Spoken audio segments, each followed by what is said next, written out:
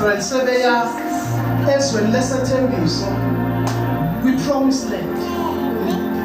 Lithi iBhayibheli baMasindo wathunyelwa uJoshua wathumela inhloli abantu abazoyosesha abafundi. Ngicela ungilalele kahle namhlanje mzalwane. Ezintweni za-physical ibandla li-weak kakhulu and li-defeated ibandla. Uwona wonke ama-spiritual battles li-defeated. Ngisho ibandla lonke lisindisiwe. Angisho mina isonto lakho, angisho isonto lakithi. Ngikhuluma ngebandla elisindisiwe. Kodwa ezintweni ezimaterial zenyama za-physical ibandla lila.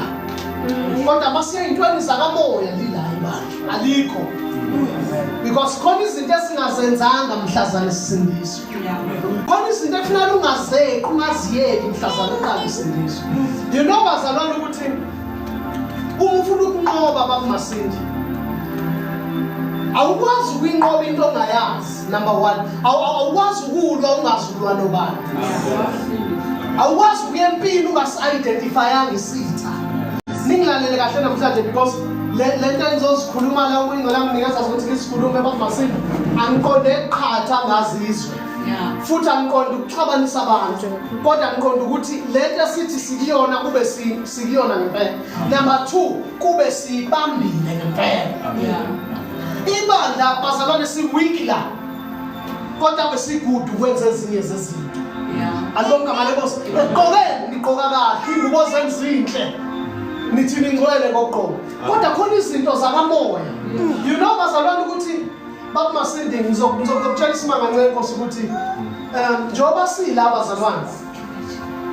You know uIsrael makuthiwa bamba ohlolizwe. Wayenzela ukubona abantwana bakaIsrael ukuthi bazokwazi ukulidla khona uNkulunkulu esekhulumile. Because uNkulunkulu angakhuluma babumthweni. Kodwa still masekhulumile uNkulunkulu hamba obheka ukuthi lento ayikhulumile uNkulunkulu uzokwazi ukuyenza. Usashilo usabanikile ukuthi ngimnikele ezweni nenyosi izwe nobisi right. Kodwa still bayayiconfirma lento eshiwo uNkulunkulu ukuthi akesambe mamalathi siyoyibona lento ukuthi sizongena kanjani kuleli lizwe. uNkulunkulu angakunika isalvation. Kodwa it is up to you bazalwane ukuba dominant. Amen. Phezu kwemimoya yakini, phezu kwemimoya yendawo, phezu kwemimoya ebusizwe ophila kulo. Wena ofunale manje enlarge i-territory yakho. Wazi ukuthi ngiyabusa la kusondela lutho. Ngiyakhuluma into abazane bangena ngithi uyazini ukuthi inja territory yenja kunemimoya engakwazi ukungena kwi-territory yenja. Inja nje. Inja mawungayithatha mamdlalo uyilethe la usuka nayo kwakhe inja. Inja mayifika everywhere la ifika khona iqala ukufika bakumasindi. Ihamba iye khona lokala ifika ichame la. Iphindi iye khona lesibili ichama. Iphindi iye khona lesithathu yawo. Ngamanye amazwi yenzani? Yenza ukuthi noma yini efika la yazi ukuthi khona umuntu osehlele. Khona umuntu osehlele nobusa. Mina nenzi kanjalo nabazalwane. Anenzi kanjalo. You know sakhululeka ngoKristu. Kodwa namanje ngokubusa sikhululekile. Alibonga malekosi. Sikhululekanga. Ngokubusa bakumasindi? Hayi sikhululekanga ngokubusa. Sahluleka bazalwane. Kunezinto za spiritual ezishaye zasiqeda siyibandla. Amen. Amen. Yeah. Ezinye sitrainekile ukunikela hayi ukunikeleni sikhona. Amen. Sikhona ekunikeleni sifika kahle enkonzweni. Zonke into zenyama siyazenza kodwa ezakamoya. Uzwa ngisho ukuthi uyayiqala ekamoya uzuthi ngathi ngestruggle sikhona. Amen. Amen. Bonile kuthandaza baba umthweni ngabonjweni mame isayibandla. Alizwa kwenzekani. Asonke abantu befuna lesizwe ukuthi no. Lo sekhuluma khona la isebuke khona. La uthina mhlambe besingaboni khona. Kwenziwa yini ibandla kube khona umuntu oconnecta kumoya ingcwele ibandla lisana. Yenzeka kanjani leyo ukuthi umoya amuzwe othize abanye bangabuzwa. Amen. Amen.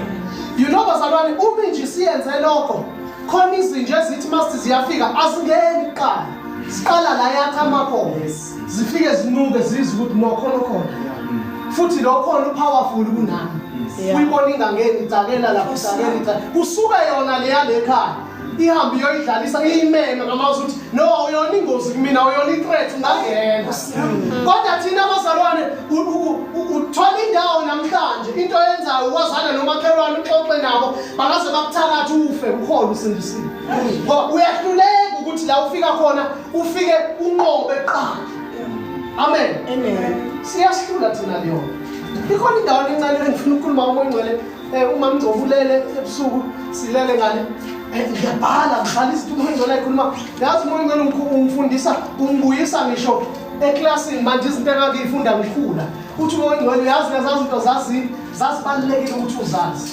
ukuze ngazi usiza abanye abantu halibonke igama lenkosi halibonke igama lenkosi amen you know uMatthew chapter 25 bazalwane kulento ekhuluma lapha uMatthew chapter 25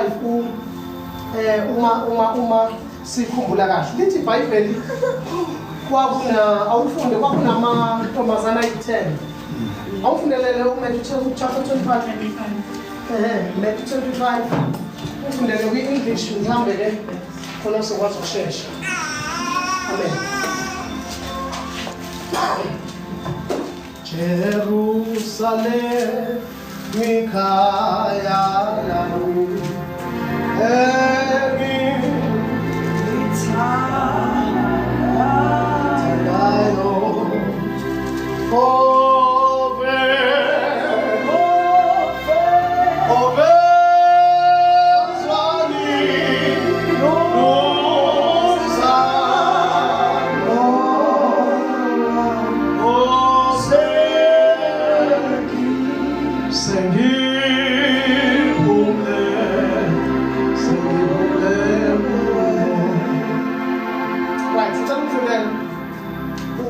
Verse number 1. Verse 1. Matthew chapter 25. Verse number 1. Verse 1. Yeah. At that time, the kingdom of heaven will be like 10 virgins who took their lamps and went out. Will be like 10 virgins. These virgins, these ladies, they are still virgins. Yeah. Right? Amen.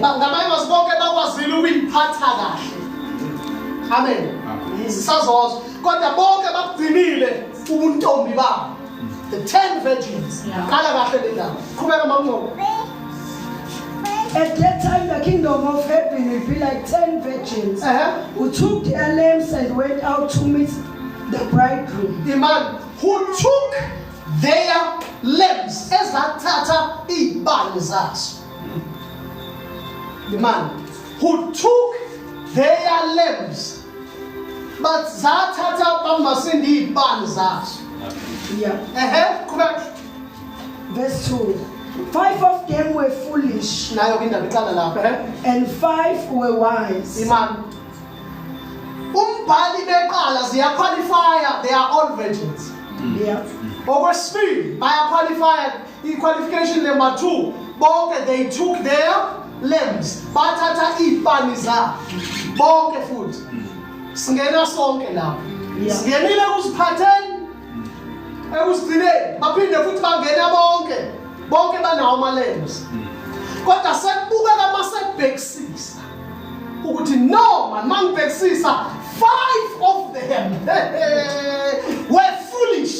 The reason is that 5 were foolish, and another 5 were wise. Why are 5 foolish, 5 wise? Verse 3. The foolish ones took their lamps, but did not take any oil with them. Now it goes like on. Seswayeka mabhayibheli esixoxelela uma ngalokhuluma into lithi nombuyisa ivesi elidala ngaka hey Nkosi yami ngithola amavesi asithi madala kanti masha kuNkulunkulu amen aswayekene mabhayibheli ngifuna lengilalele kancane uthi laba bayi5 laba bayi10 bathathe ama-lambs abo. Mabe wathatha lama-lambs abo, leyo ngizwe namhlanje ngofuna ngivuthe ngizokuxoxela indaba khona uzoyizwa kahle umoya ingcwele athi asikhulume. Njengoba bethatha-ke lama-lambs abo, uthi kodwa i-problem kwakukhona abayiziwula, the foolish virgins. Bese kuba khona the wise. The reason why these were foolish, it's because bathatha lambs without oil. Imani ngiphinde. Ngamanye amazwi ama-lambs bonke banawo. Awu yazi umuntu wamoya ke ngisengizwile. Sengizohlala phansi ntshumayela iphelile baba Masini. Isibani so bonke banazo. Nalemhlabeni bonke abakholwa banazo izibani. Because iBhayibheli lithi lalela, iBhayibheli lithi mina ngingukhanya kwezwe. Noma yafeba kodwa ukhanya kwezwe. Noma ulala nabafundisi ukhanya kwezwe. Noma ulala namantombazane ukhanya ukunikiwe ilembu ikhona. Yakhanya. Lehlazo lakhe likhanya phezulu. Sheshe kwazeke ukuthi ulale namantombazane ngo. Uyabona uyilembu. Ukuthi ilembu ekhanya ngenye indlela. Kodwa ilembu yakhanya. Ningukukhanya kwezwe. Yini isibani ake sibuye ezwini. Uthi uDavide izwi lakho liyisibani. Your word uthi liyisibani. Is a lamp to my feet. Amen. And a light to my path. Usho uDavide. Ngamanye amazwi ilembu izwi. Wonke abantu banalo izwi. Wonke amabandla analo izwi. Asibazi balithatha kwabanye balilande eBible College izwi. Abanye balithatha kwabanye izwi. Banalo izwi. Kodwa phakathi kwethu khona abayiphuku abayiwula. Kube khona abahlakaniphile. Khona abaphethe izwi lodwa abangawaphethe amafutha. Yini amafutha? Umoya oyingcwele. Baningi bayakhuluma, baphethe ibali, baphethe izwi, bayakwazi ukuliphikosha balikhulume, balikhulume ngesiGriki, balikhulume ngesiZulu, bahamba intaba bekhuluma izwi, bayabemana bakhuluma izwi, babizwa ngo-626 bakhuluma izwi, kodwa amafutha azokwenza lezwi likhanye. Awekho. Likhona izwi emabandleni. Kodwa amafutha. And izwi lakho izwi kuthiwa they took their should ngamanye amazwi izwi belongs to them. Yes. Because we as pastors, all of us, we have word. We have izwi. I have my own, I can interpret it. You have your own, you can teach, you can preach up, you can interpret as well. But moya, moya. Also when Zalesu kanisa nabantu. Also timali ngena kumthweni lesu. Lingene namandla abo. Singene namandla. Ngoba lifihlakalo. Lelifake. Lifihlakalo. Awazi ubana leso ujole. Kodwa uyaba nalo ujole uma ningahambi namafutha. Ngoba kuyahambisana ikhophole. Kunamafutha kuneswi. Ukuze likhanye. Nale kube namafutha. Uma ngabe amafutha engekho alikhanyi. Babona kube ne-load shedding. Uthola ukuthi asithi siphefu amazizwana lamalembu lawa paraffin. Athuma ngakho. Uthuma wehleniwe. Umnyama. Sikhona isiphefu kodwa babe safuna amafutha wekho. Ikhona into engakhanyisa kodwa ayinamsebenzi. Abantu abaningi banalo izwi isibani. Kodwa sikhanyi banza. Bangakhuluma ngesiGriki. Balichaze kangcono kunami. Khona abantu abangakhuluma kangcono kunami. Kodwa uthi uyazi umdlalo manje uthi uyalalela isaying silenziwa la umdlalo lo muntu usithola naye lo muntu uyadlala lo muntu udlimalisa abantu lo muntu akakhuluma imfihlo phezulu lo muntu akakhuluma iqiniso ukhuluma amanga phambi kwebandla yini amafutha wena haleluya likhona izwi ubuye Bible school sahamba ama-Bible school amaningi ukwazi ukukhuluma athi introduction yami ithi mayisihloko sami sithi ibhodi yami ithi aya ku-conclusion uyakwazi ukulibeka ngey'gaba kodwa amafutha anento ayikhulumayo awekho ubhizi umentabeni tshela abantu ukuthi uJesu uyamazi akekho umuntu owazi uJesu ongenawo umoya ngoba iBhayibheli lithi uNkulunkulu umoya and his worshippers must worship him in truth and in spirit. Ngamanye amazwi ukwazi ukuworshipa uNkulunkulu umoya ungenawo umoya. Awukwazi ukuworshipa ngezwi. You are not doing enough if you have this. You are preaching the word. Yes, you are preaching the word, but the word without fire, word without the Holy Spirit, is will fail. Mama katolizwe. Uswamshesa ukuma masalwana. Twafakaza kodwa benithanda lapha in the book of James, in the book of James. Ubuya phezulu. Hayi, buye endodeni izolo uzositshela ngo book of James. Umoya ingcwele kakhulu. Bedizwa likhuzi mawufeba ushumayela. Nihlala kanjani nabafazi benu? Abafazi babafundisi bangafakaza ukuthi lento ayikhuluma uyayiphila. Mangapha ama-rape enziwe phakathi ebandleni. Bangakanani abazothanda bakho mfundisi? Bangakanani osuwabalimaza? Kodwa nomuntu ufundisa izwi without the Holy Spirit.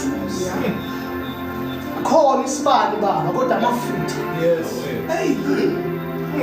And let us obonakala mhlazane the bridegroom. Hey. Uyasa! Umkhwebo omkhulu amehlo wonke simbona. Uyasa! Hey! Yes, Nkosi Yesu. Sangamafu! Sangamafu! The rapture is always upon us. We are nearing the end. Amen. And all these things, as in rumors of wars and everything, this thing will trigger the rapture. I'm telling you. Amen. Amen. Abafundisi bathi siyaphupha siyasangana siyahlanya. Kodwa thina sinomoya. Yes. Siyabuza uNkulunkulu umoya. Uthi useduze.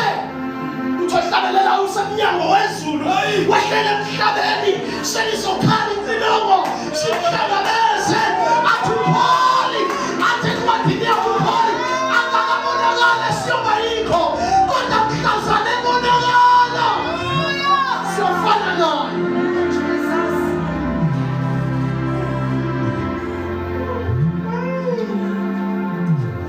Bagcwele intaba bahamba intaba abafundisi. Sizomema umfundisi ungokodumile ochaza kahle izwi. Ave lichaza izwi. Uchaza izwi ini edaba utshwala lesizwe. Umoya wukho. Ngiyaphindela this la ba qualify benama virgins. Ba qualify beneba now naso ndokuhlela lapha. Kambe konke ongazichaza kangcono kodwa uzichaza umebe uphi noNkulunkulu. Unjani noNkulunkulu? Unjani ngabe izulu liyafakaza yini? Ngoba siyakwazi ukuzwa i-testimony nezulu elitestifyayo ukuthi no izulu liyafakaza lithi yes unjani. Amen. Bazalwane ngiyaxolisa. Ngumuntu ongeke wangirobha ngamavesi. Ngahlala kakhulu nabantu bamavesi.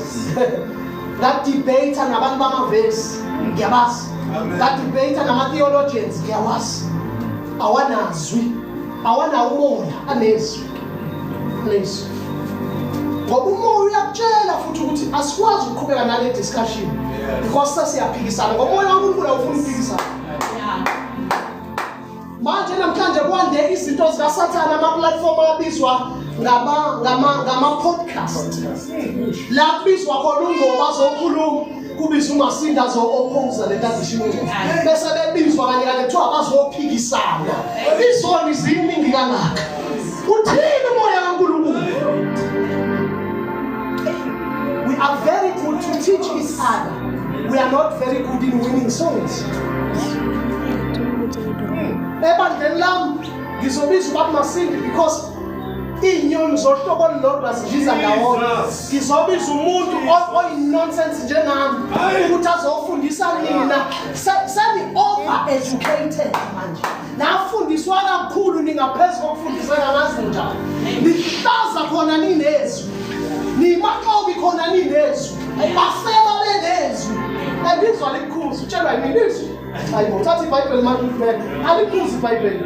Ungasifundela uJohn chapter 3:16 kanti ubuya umfazi womuntu. Ungafunda uJohn chapter 3:16 for God so loved the world. Ufundele leyo nto. Wichaze basukume glory glory namaruji. Umoya wena utsheli ukuthi musuhlobisa indlu kaNkulunkulu. Utshela wena umbungu la create ukuthi waba wrong ukwenza. Wawufuna ukuba nomlomo obo. Bamlahla uNkulunkulu abantu. Ngathi ngelinye ilanga uNkulunkulu abantu bamlahla mhlaba egulelwa, bamlahla mhlaba efelwe, bamlahla mhlaba eshaya. Izona izinto ezintathu la belahla uNkulunkulu. Why abazalwane mhlaba eshada kungadlalwa ingoma ze-worship? Asidlalwa mamngoko kuthiwa niyabhora manina lezi zinto. Bafuna ukudansela amapiano. Besindisi.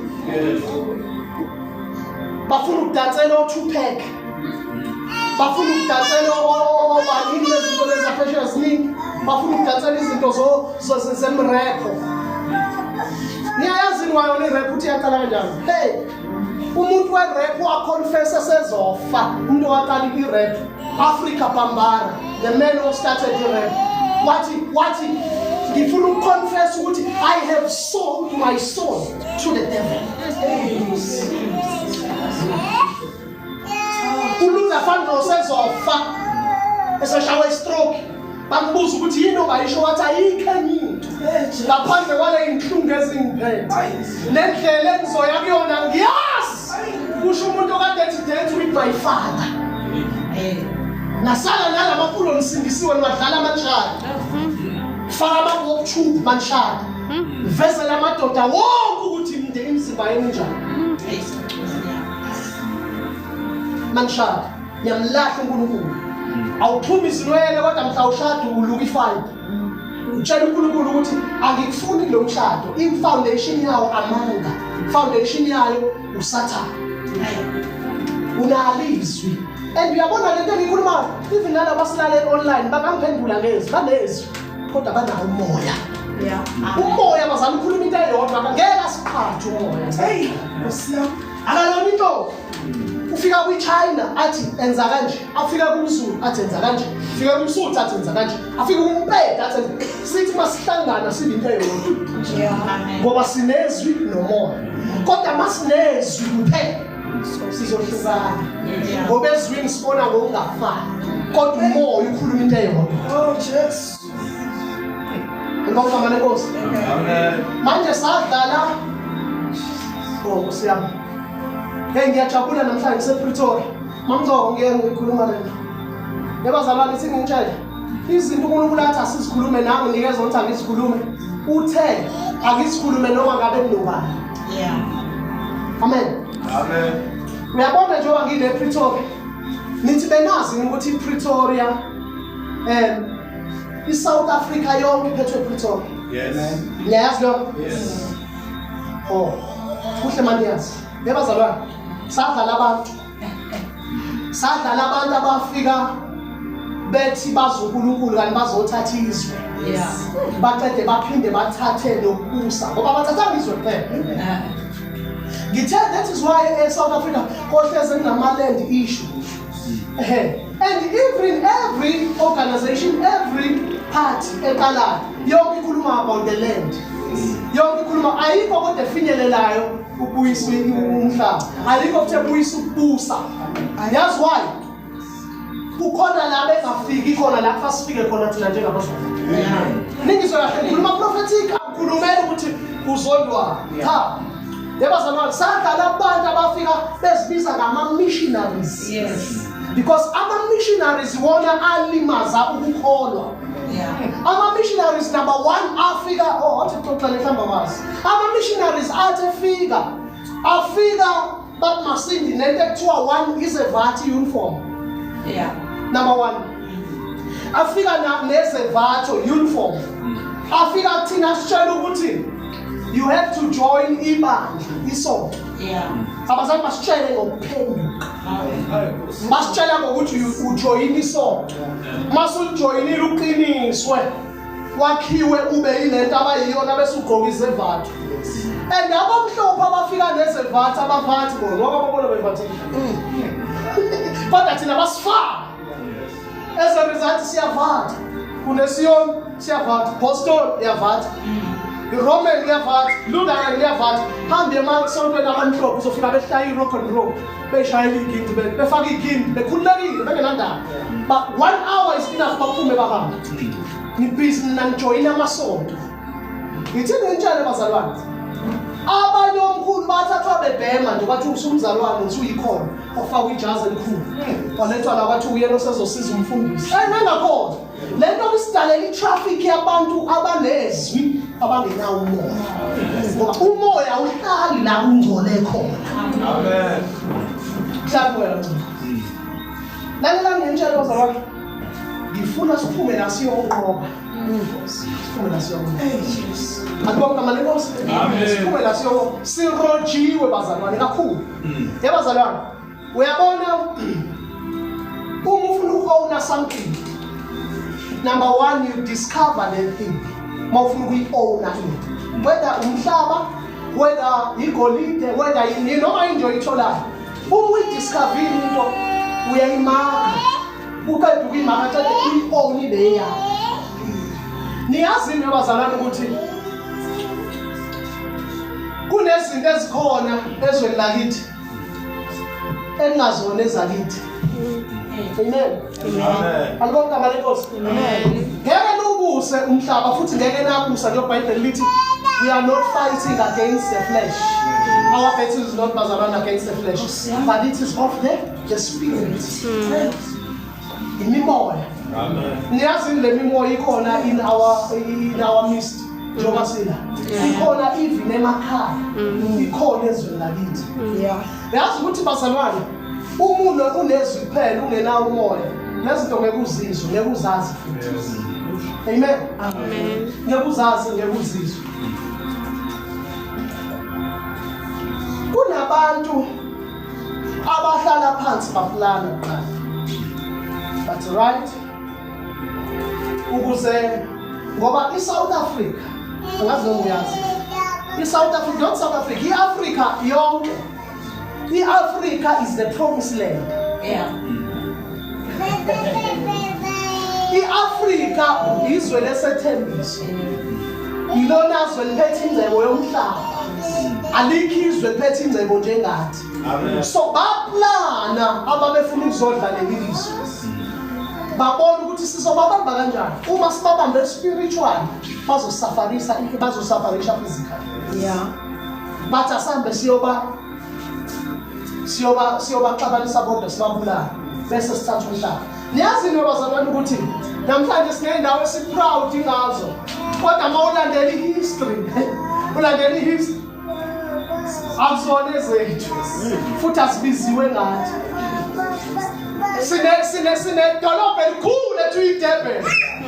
Sithi iDurban. Kodwa kahle akuyona iDurban. Amen. Akuyona iDurban ya. Iqanjwe ngomuntu. Amen. It's D'_URBAN. Amen. Amen. The Durban. Kwakukapteni wase-British lo owalandwe British ukuzocindezela nokuzosiza abamhlophe babulala abantu abamnyama. Wayebizwa ngo-D-Eben. Kwathi mangabe bebulala kwi-Battle of Blood River ko-Newcastle, ngale kathi kubulawa abantu abaningi over 3,000. Ngoba abantu babephethe ama-spears nama-shield, abamhlophe bephethe ibhambo. Kwathi mangabe before baye kuleyo bathandaza uNkulunkulu wabo, bathi Nkosi mawusinikeza leli lizwe sizokwenza ivow. Yini ivow? Sizokwenza isithembiso sokuthi uma usinikezile leli lizwe salinqoba salithatha, sizokwenza into ethize egameni lakho eyokhonzwa nayo labo esibahlulile. Ngoba iDurban ngiyagcina inenywe ngaye. Even iPietermaritzburg akulona igama lomuntu owomlungu. uPeter Maritzburg akuyena umuntu omnyama. Even uPretoria uPitorius. uPitorius owaye ucaptain wabamhlophe mhlazane kuliwa nabantu abamnyama. Ithi history bazalwane, mhlazana amabhuwas ewelwa nabantu abamnyama efuna ukuthathiswa, kuthiwa babe over 30,000 abamnyama sebekhathele kunendawo zasibhaliwe ukuthi white only. Bayazi abadala bekhuluma abantu khona ngisho ama-toilet wawungangeni uma umnyama befuna ukudla lo mhlaba. Angikho lapha, angikho kwi-history ukuxoxela wena. Lale kuthiwa ngaleso sikhathi kwahlangana abamhlophe nabamnyama belwa. Abamhlophe babe u-3,000 nje kuphela, kodwa thina bethu babe over 30,000. Bathi abamhlophe uma sithola leli lizwe siluwina siyobabusa la.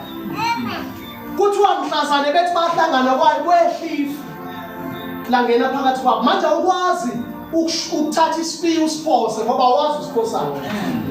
Balinde ifu lize liphinde lihlakazeke kanti bayadubula abamhlophe ngaleso sikhathi. Kwafa over 3,000 kwi-Battle of Blood River. Bayazi abantu indaba yama-full breakers, siyayazi. Amen. Lalela ngifuna ukuya entweni ye-spiritual khona ngikuhlebela wona ongayazi.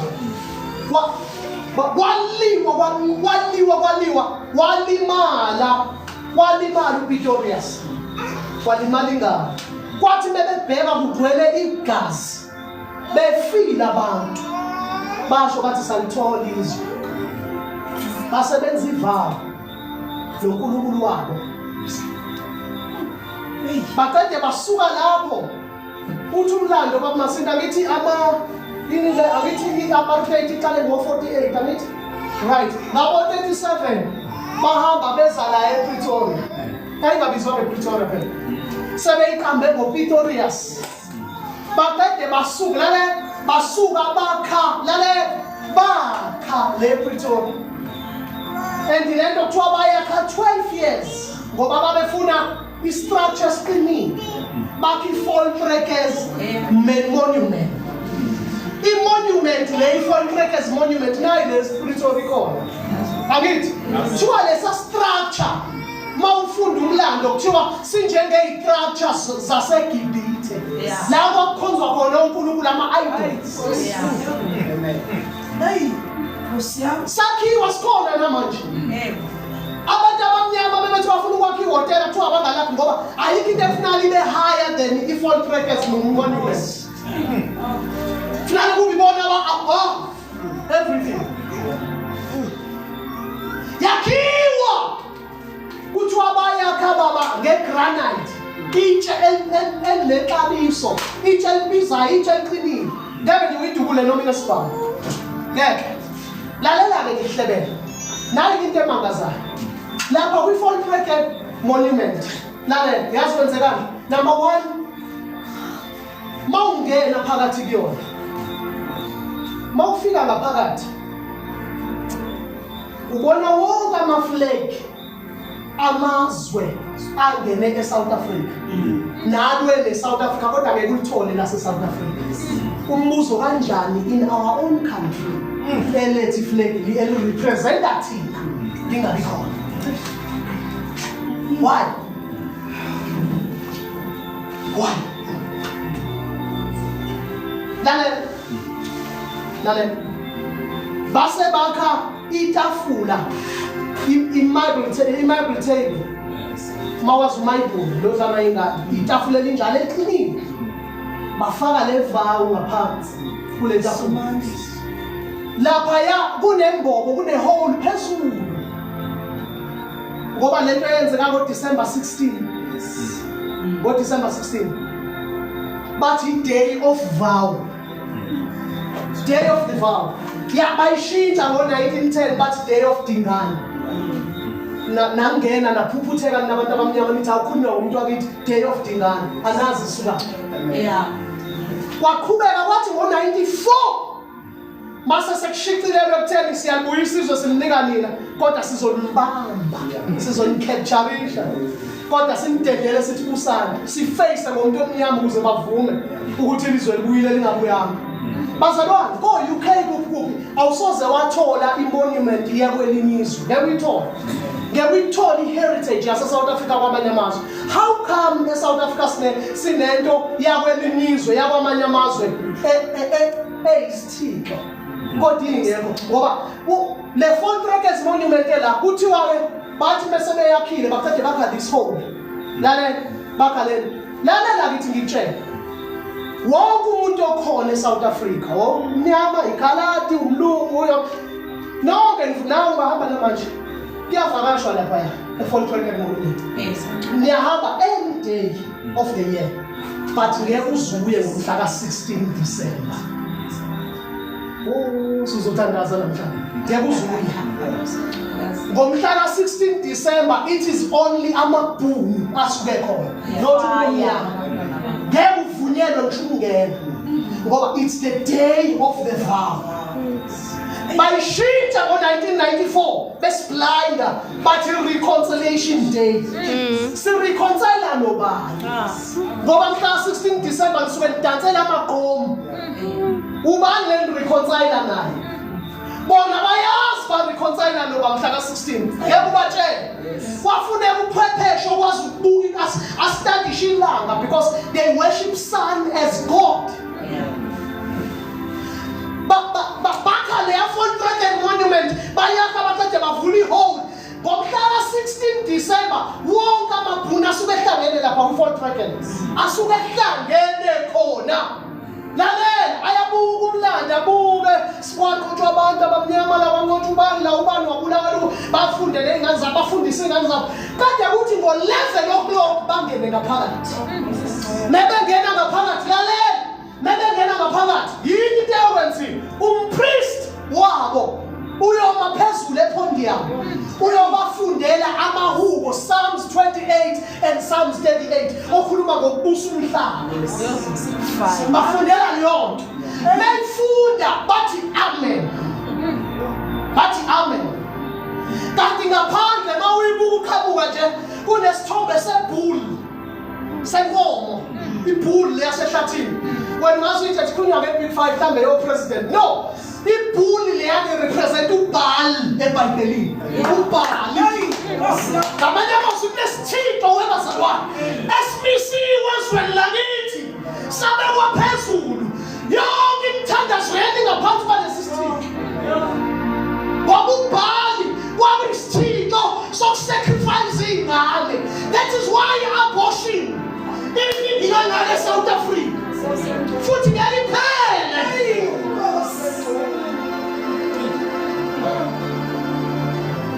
Mhla ka-16 December nithi ningozi sikaKhisimusi kanti kusuke kuyobongwa kuNkulunkulu bese yayihlabela afuna igazi until after 16 January because 30 days vow. Basuke behlangene ngo-11 o'clock emini aqala afunde Psalms 28 and Psalms 38. Athi meqeda ukufunda baqede basondela ngo-12 o'clock sharp 12 o'clock ilanga lisuke likhanyisa straight kule tafula likhanyisa ivow ngoba uNkulunkulu wabo basuke bebonga bathi and be blown for Lord son yeah basuke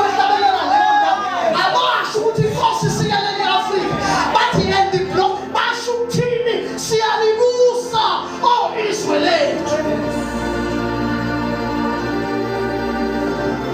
Ngingambiza amabhishi lethi tengazazi anireconcile noNkulunkulu wenu. Ibhizi thobela iThixo. And the Fontaine Monument yakhiwa yaqondana toilet esePretoria. Let them be on the petty administration. Let them babhekene ne-union buildings. Benza sure iFontaine ibukeka nje ibuke i-building ye-union building. Ngamanye amazwi administration iphethwe iThixo yase-South Africa. Alisoze labuya ngelalizwe uma kusane iThixo obhala abakhonzwayo.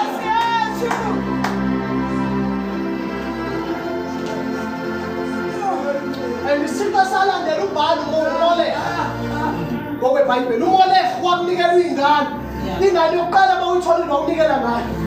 Kwakufa ingane kuleyo ndawo zabantu bakuleyo ndawo. Kodwa babusa leyo ndawo singafi. Ingozi zane ezenzeka ngoDisemba kuze kube uJanuwari. Kunesithixo esibisiwe. Awubapha abazalwane sonke sibheke nabo kuleya Fontaine. Sithi yeyi siyamncama ukuthi kukhonjwe ibhali sikhona.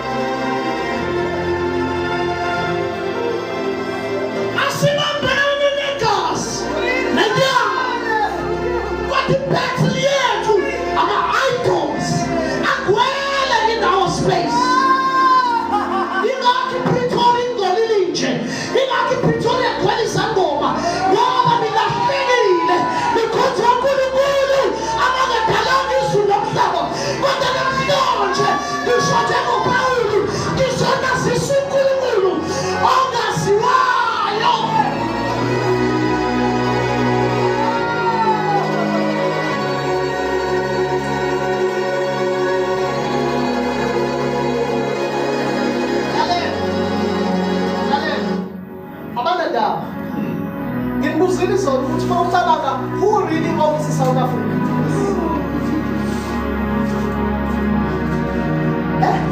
Moutaba.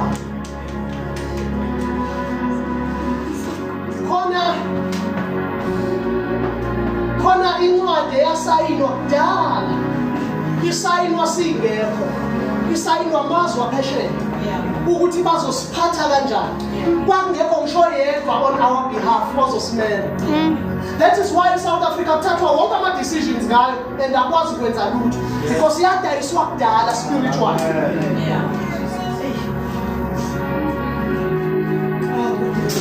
Iyadayiswa kudala spiritual. Lalela lithi lihlebele. Angithi niyawazi road accident fund. Into yale South Africa. Ngicela ukubuza ukhona wabathola more than 10 million ka road accident fund. More than 10 million. Ukhona omaziyo.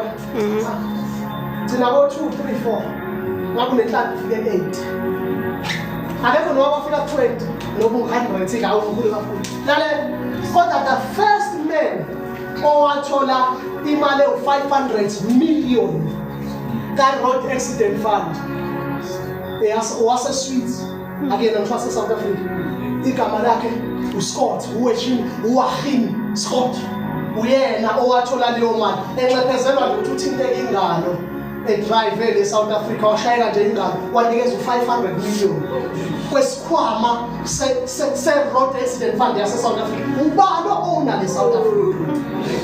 I-own abantu abakhonza iThixo. Ningizwe kahle bazalwane. Ngithi mina ihloma ihlasele spiritual. Angisakhuluma into zofisika. Asabuyela in1948. Asibuyela in1976. Kodwa manje sasithi 1976 or 1976. Oh no! Siya spiritually. Sifuna manje ubusa. iPretoria ngeke iphathwe amadimoni sikhona.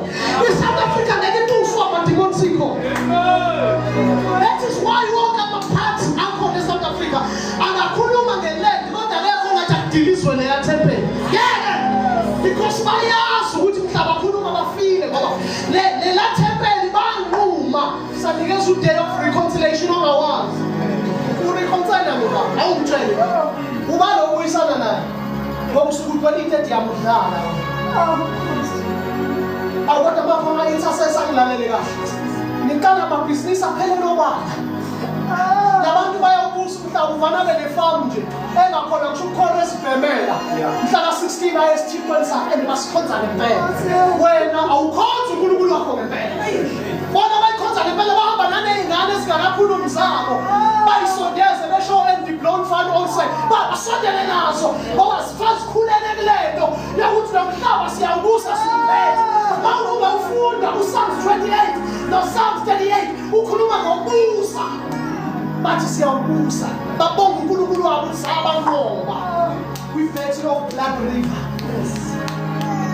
Awubakhona ama-intercessor kumele siyophathaza nangu uBhali esijamele lapha babeka ifuni ngaphandle uBhali and uBhali kwakuyisithixo esikhangezayo asibonge sihlezi esikhangezile ingcebo yakhe ihlezi ikhangezile injabulo yakhe ihlezi ujabula namhlanje sasuya khaya imisebenzi idivorce la Pretoria uba nenhlamba uhlale nomfazi wakho nize nikukelana imisebenzi iyahlukanwa abantu abanike ngathi bayathandaza bayaxabana abantu abamasonto powerful ayaphela uvuka inyanga nesangoma ngoba leli lizwe linikelwe ithixweni uma ninezwi lodwa ingenamoya iyongodwa.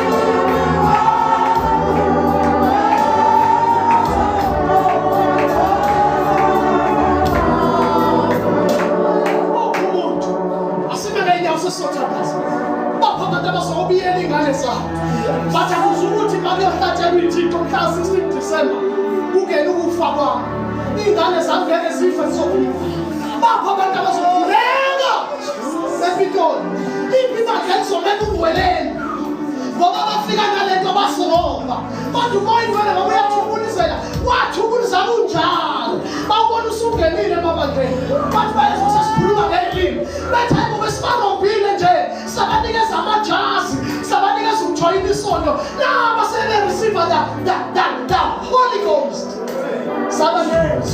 Saxolela kodwa sesihlulwa ukubusa. Namhlanje ngizonichalela kwi-position right so that nizobusa. Hallelujah, hallelujah. Hallelujah, promised land. Anasibusa.